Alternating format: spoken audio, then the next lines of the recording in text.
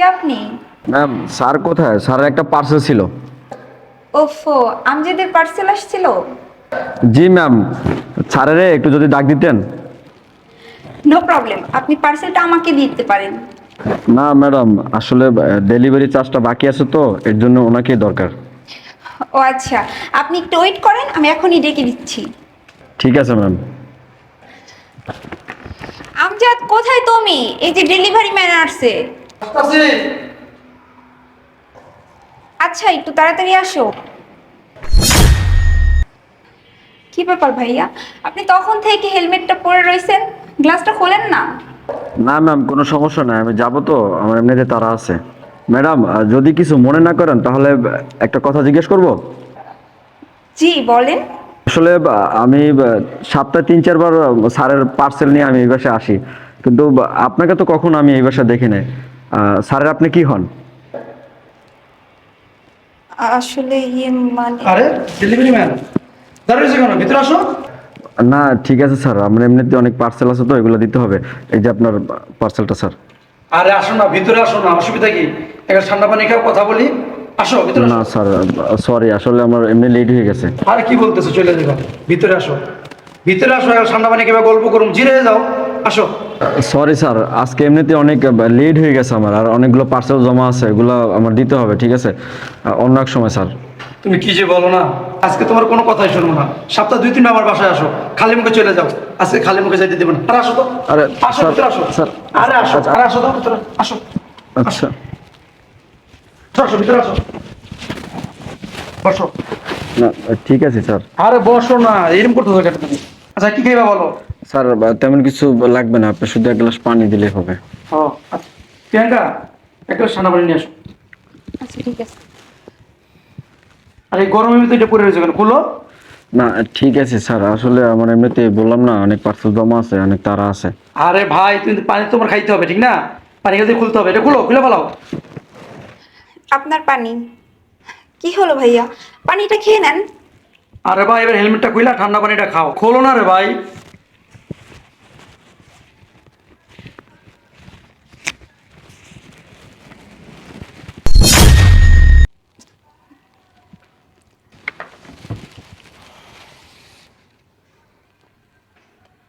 কি ব্যাপার, তোমার হাত কাঁপতেছে কেন?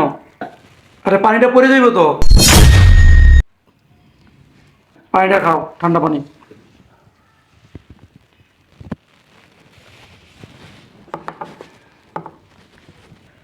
স্যার, যদি কিছু মনে না করেন তাহলে একটা কথা জিজ্ঞেস করব। না, কি মনে করবো বলো। স্যার, সপ্তাহের ভিতরে 3-4 বার দামি দামি প্রোডাক্টগুলো অর্ডার দেন, আমি আইসা দিয়া যাই, আসলে এগুলো কার জন্য? আমার না জানতে খুব ইচ্ছা করে যে আসলে এত দামি দামি গিফট কাকে দেন। এটাই, এই যে আমার ভালোবাসার মানুষ, প্রিয়াঙ্কার জন্য। স্যার, যদি কিছু না মনে করেন তাহলে আরেকটা কথা জিজ্ঞেস করি। হ্যাঁ বলো। উনি কি আপনার ওয়াইফ? না, উনি আমার গার্লফ্রেন্ড। কিছুদিনের ভিতরে আমরা বিয়ে করতেছি, তোমাকে দাওয়াত দিব, তুমি কিন্তু আসবা। কি আসবা না? না আসলে তোমাকে বিদে নিয়ে আসবো। কি বলেন স্যার, আমি একজন ডেলিভারি বয়, আর আপনার বিয়েতে আসবো? আসলে এটা ব্যাপারটা বেমানা হয় না? তুমি কি মনে করো, আমাকে দেখি অহংকারী মনে হয়? এত কিছু বুঝি না, তুমি আসতে হবে। আপনাকে দেখে মনে হইতেছে যে ওনাকে আপনি খুব ভালোবাসেন, তাই না? হ্যাঁ, ওকে আমি অনেক ভালোবাসি। কেন, তুমি তোমার স্ত্রীকে ভালোবাসো না? আমিও ভালোবাসতাম, কিন্তু আজকের পর থেকে আর বাসবো না। বাসবো না মানে? কারণ কি? স্যার, ওই ব্যাপারটা নাই জানলেন, আসলে এমনিতেই আমার অনেক লেট হয়ে গেছে, আমার ডেলিভারি চার্জটা দিয়ে দেন, আমি চলে যাই। আচ্ছা, যেহেতু তুমি বলতে চাইতেছো না, নাই শুনলাম, ডেলিভারি চার্জ না দিতেছি।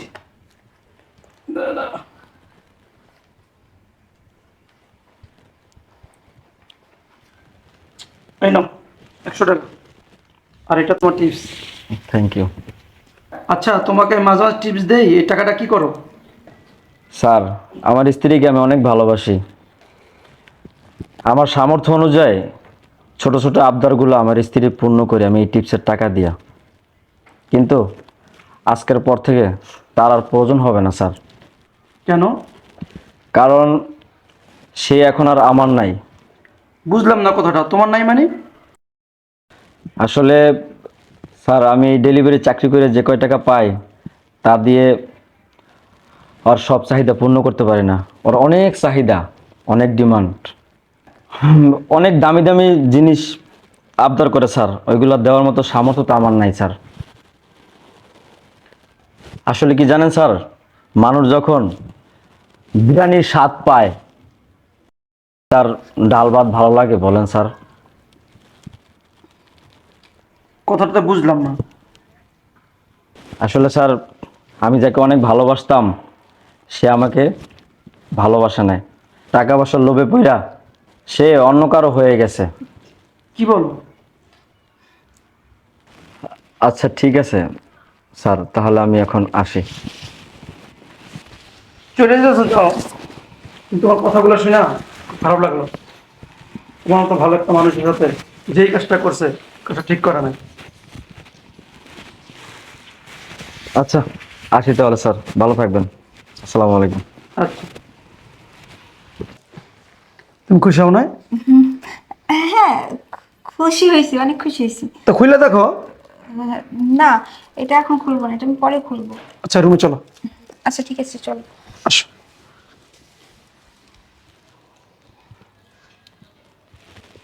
তুমি তুমি এখানে কেন আসছো? আমার না ভুল হয়ে গেছে, আমার ভুল হয়ে গেছে তোমার? ভুল হয়ে গেছে এটাকে ভুল বলে? হ্যাঁ বলো, এত বড় একটা অপরাধ এটা তুমি ভুল বলতেছো? তোমাকে আমি ভালোবাসি নাই? হ্যাঁ, আমার সামর্থ্য অনুযায়ী যতটুকু পারছি ততটুকু তোমার জন্য করছি না আমি? বলো, নিজে না খাইয়া নিজে কষ্ট কইরা রোদ্রে বৃষ্টিতে ভিজা টিপসের টাকা জমাইয়া তোমার জন্য যতটুকু পারছি ততটুকু আমি করছি, বেতন টাকা জমাইয়া যতটুকু পাই ততটুকু করছি। আর তার বিনিময়ে তুমি আমাকে এই উপহার দিলা? হ্যাঁ, মানে তোমার এত চাহিদা, দামি দামি তোমার গিফট লাগবে, শাড়ি গয়না লাগবে, এত এত চাহিদা তোমার, যে শেষ পর্যন্ত একজন বয়স্ক লোকের সাথে সম্পর্ক জড়াইলে তুমি। হ্যাঁ, তার সাথে সময় কাটাও, আর তার কাছ থেকে বিনিময় কি? আইফোন, দামি দামি গিফট। সি, মানে তোমার চেহারা দেখা আমার পাপ, বুঝতে পারছো? তোমাকে আমি ভালোবেসে বিয়ে করছিলাম আর তুমি তারই প্রতিদান দিলা। হ্যাঁ, আমার সামর্থ্য অনুযায়ী তোমাকে আমি খুশি রাখার চেষ্টা করছিলাম, কিন্তু দেখলাম যে না, মানে কথায় আছে না যে মানে যার বিরিয়ানি খাওয়ার অভ্যাস হয়ে যায় তার এই পান্তা ভাত, ডাল, আলু ভর্তা এগুলো ভালো লাগে না। ঠিক আছে, তুমি এখন এই মুহূর্তে আমার বাসা থেকে বের হয়ে যাও, তোমার মুখ আমি দেখতে চাই না। দেখো, I am sorry, please. I am sorry, তুমি আমাকে মাফ করো। ঘরে স্বামী থাকতে দামি দামি গিফটের জন্য পরপুরুষের কাছে যাও, ওই ধরনের নারী আমার দরকার নাই। ঠিক আছে, ধরো, বের হয়ে যাও।